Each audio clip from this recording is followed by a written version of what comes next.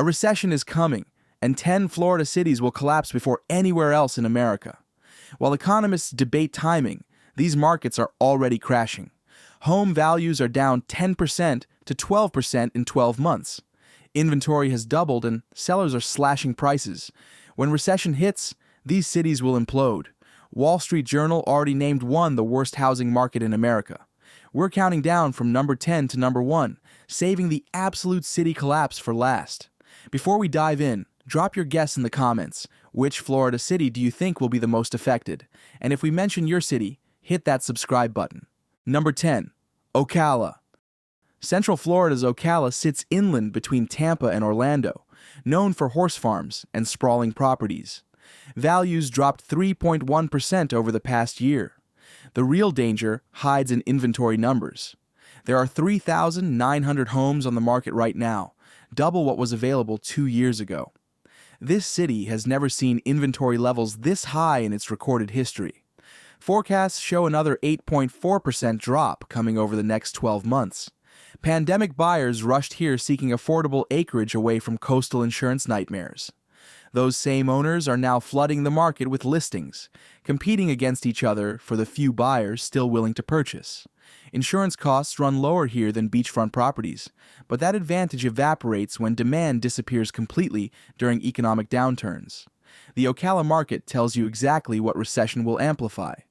Supply keeps building while buyer interest shrinks.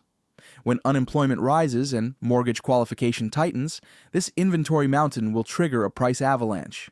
Speaking of mountains, the supply situation gets worse as we move south toward Tampa's suburban sprawl. Number 9. Bradenton. Values have collapsed 7.6% in 12 months in Bradenton. Monthly declines are accelerating, down 0.9% in the most recent month alone, which projects to 10% annual losses if the trend continues. Currently, 3,700 homes sit listed for sale. That represents a 57% surplus compared to historical norms for this market. Supply is overwhelming demand by more than half. Forecasts predict another 8.1% decline over the next year, bringing total 2-year losses to roughly 16%. Families moved here for good schools and proximity to Tampa's job market.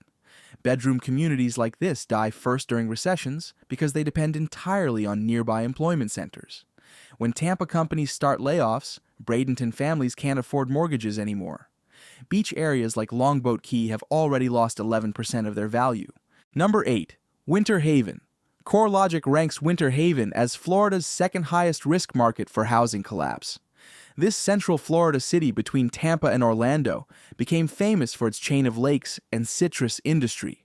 During the pandemic, buyers saw affordable listings and rushed in, driving prices up faster than the market could sustain. Values are down 0.9% year over year, with a steeper 1.2% drop between October and January alone. Forecasts show a 7.8% decline over the next 12 months. The danger here comes from how quickly prices rose during the boom years. Rapid appreciation creates unstable foundations. When values shoot up 30% or 40% in 2 years, the market eventually snaps back. Winter Haven's economy lacks diversification compared to larger metros. The city depends heavily on Orlando and Tampa for economic momentum. When those markets weaken, Winter Haven follows immediately after. The median list price sits at $305,000, lower than coastal alternatives. But affordability becomes irrelevant when recession eliminates jobs and mortgage lenders tighten standards. Buyers who could afford $305,000 homes during good times can't qualify when unemployment hits 6% or 7%. Number 7. Lakeland. Values dropped 4.4% over the past year in Lakeland. Right now, 4,900 homes are listed for sale, a staggering 67% surplus above normal inventory levels. The forecast shows an 8.8% decline coming over the next 12 months. This city experienced massive home building during the pandemic boom. Developers saw cheap land between 2 major metros and built aggressively. That construction wave created the oversupply now choking the market. When recession hits, warehouse jobs disappear first. Logistics and distribution rely entirely on consumer spending. Less spending means fewer shipments, which triggers immediate layoffs in cities like Lakeland. The long-term average inventory for August sits at 2,900 homes. Current inventory reached 4,900. Buyer demand has dropped to near 10-year lows, while supply nearly doubled. Economic downturns don't just slow markets like Lakeland, they freeze them completely. That freeze becomes most visible in markets that experienced extreme pandemic growth, including our next city where luxury developments now sit half empty. Number 6. West Palm Beach. This city sits adjacent to Palm Beach, home to Mar-a-Lago and some of America's wealthiest residents. Values declined 0.5% year over year, with a sharper 1.2% drop between October and January. The median list price reached $369,500 in February. Billionaire developer Stephen Ross is spending $10 billion adding 6 million square feet of office space, 1.4 million square feet of condos, and 870 hotel rooms across 70 acres. Multiple luxury towers like the Bristol and the Berkeley went up along the waterfront. Large rental buildings called the Grand and the Spruce each contain over 200 apartments. All this development created massive oversupply in the luxury segment. High-end buyers are more sensitive to economic uncertainty than normal home buyers. When they sense trouble, they pull back immediately. Luxury markets can be volatile because wealthy buyers have unlimited options. If West Palm Beach feels risky, they simply buy in Miami, Naples, or leave Florida entirely. Recession will hammer this market because luxury spending evaporates when stock portfolios decline and business revenues drop. The wealthy stop buying toys, including Florida vacation properties. Our next city shows what happens when both luxury and middle market segments collapse simultaneously. Number 5. Pasco County. Pasco County sits north of Tampa, spanning suburban communities like Wesley Chapel, Land O'Lakes, and Dade City. Families moved here for good schools and newer homes. Values have already dropped 5.8% over the past 12 months. The most recent month showed a 0.6% decline, which annualizes to 7.1% yearly losses. Currently, 3,700 homes are listed for sale, a 65% surplus above long-term averages. Forecasts predict an 8.5% drop over the next year. The real danger shows up in sales data. Home sales have collapsed to the lowest level in a decade. Buyers have vanished from this market. Locals often praise Pasco County as a desirable growth area. Migration numbers were strong during pandemic years, but migration has slowed dramatically while inventory continues building. The gap between how many homes are available and how many buyers exist grows wider every month. Number 4. Tampa. CoreLogic ranks Tampa as the #1 Florida metro with very high risk of price decline. This isn't a small market. Tampa Bay represents one of Florida's largest population and economic centers. Values dropped 0.9% year over year, but the recent trend shows accelerating losses of 1.6% from October to January. The median list price reached $463,000. Everyone wanted Tampa during pandemic years. Job growth, waterfront access, vibrant downtown culture. The city had everything. Developers responded by building everywhere. Condos, apartments, and single-family homes went up across the metro. That construction boom created the oversupply, now crushing prices. Florida's insurance crisis hits Tampa especially hard because of coastal exposure. Homeowners' insurance premiums have doubled or tripled compared to 3 years ago. Many properties near the water can't get coverage at any price. When you combine soaring insurance costs with elevated property taxes and higher mortgage rates, monthly ownership costs become unsustainable for average families. Tampa's struggles connect directly to our next destination, where the housing crisis has already earned national attention for all the wrong reasons. Number 3. Sarasota. Located on Florida's Gulf Coast, Sarasota has already become one of the hardest-hit cities in the entire state. Values crashed 9.9% over the past 12 months. The most recent month alone showed a 1.2% drop, annualizing to 14% yearly losses. Right now, 5,000 homes sit listed for sale.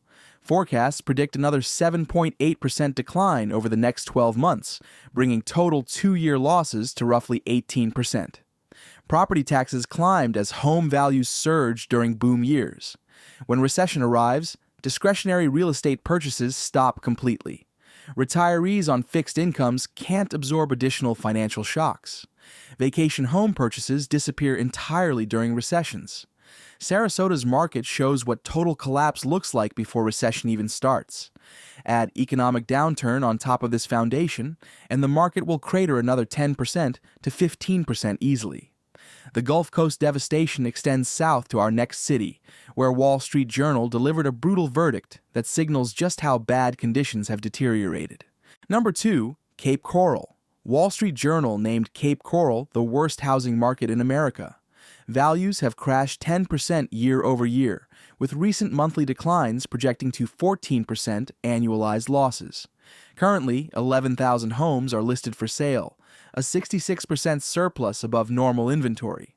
Forecasts show a 9.1% drop coming over the next 12 months, bringing total decline to 19% over 2 years.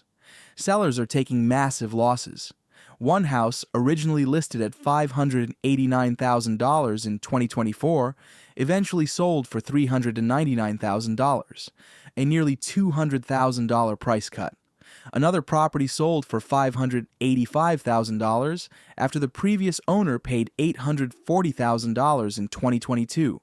That's a $255,000 loss in under 3 years. Insurance costs in Cape Coral border on criminal. Waterfront properties face annual premiums of $15,000 to $25,000 or more. Many properties cannot get coverage at all. When you can't insure a home, you can't get a mortgage. That eliminates 80% to 90% of potential purchasers. Recession will devastate Cape Coral because the market is already in free fall during stable economic conditions. When unemployment rises and buyer financing becomes even more restrictive, values could drop 25% to 30% from peak before finding a bottom. The carnage here sets the stage for our number 1 most vulnerable city. Number 1, St. Petersburg and Clearwater. St. Petersburg and Clearwater in Pinellas County represent Florida's most vulnerable market when recession hits. Values have already collapsed 8.3% over the past 12 months. The most recent month showed a 1.1% drop, annualizing to 12.6% yearly losses. Currently, 7,400 homes are listed for sale. Forecasts predict a 9% drop over the next 12 months, bringing total decline to 17% over 2 years without any recession. Some zip codes have already experienced 18% year-over-year declines. The condo market has been annihilated, with values in certain areas having dropped 25% already. Insurance costs have exploded, and property taxes on the rise. HOA fees have jumped 60% since 2019 following the Surfside condo collapse. The rental market shows the disconnect. Properties listing for $350,000 rent for just $1,800 monthly. Mortgage payments at that purchase price would exceed $2,500 monthly. Why would anyone buy when renting costs 30% less? Recession will obliterate St. Petersburg because every vulnerability that exists elsewhere in Florida exists here in amplified form. Coastal exposure maximizes insurance costs. Dense condo development maximizes HOA risk. Tourist-dependent economy maximizes recession exposure. When recession triggers job losses, owners who can't afford payments will dump properties into an already oversaturated market. Foreclosure waves will pull comparable sales down across entire neighborhoods. St. Petersburg will collapse first, hardest, and longest when recession arrives. The data proves it's already happening. The question is how deep the crater will go before buyers return years from now.